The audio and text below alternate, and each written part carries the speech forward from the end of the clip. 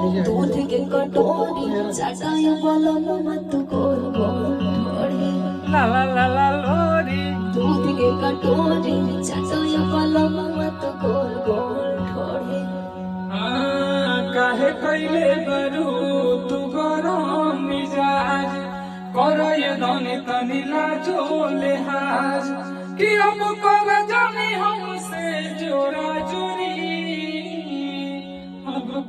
कि अब कर जाने हमसे जोरा जोरी कि ला ला ला ला लोरी दूध के कटोरी चाचाई वाला मत गोल गोल डोरी कि ला ला ला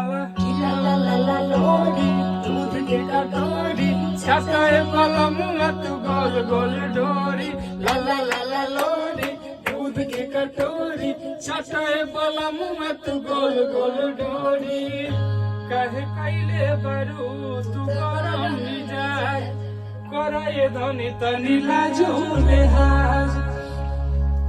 कि अब कर जाने हमसे जोरा जोरी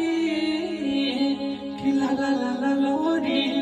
दूध की कटोरी चाचाई वाला मुँह तो गोल गोल ढोरी ला ला ला ला लोरी दूध की कटोरी चाचाई वाला मुँह तो गोल गोल ढोरी। देखिए इसका पोस्टर है, आप जाइए यूट्यूब पे और ये गाना है एल्बम ला ला ला लोरी दूध की कटोरी, जाकर सुनना है जेएनजे भोजपुरी के माध्यम से और खूब शेयर कीजिए। जय हो।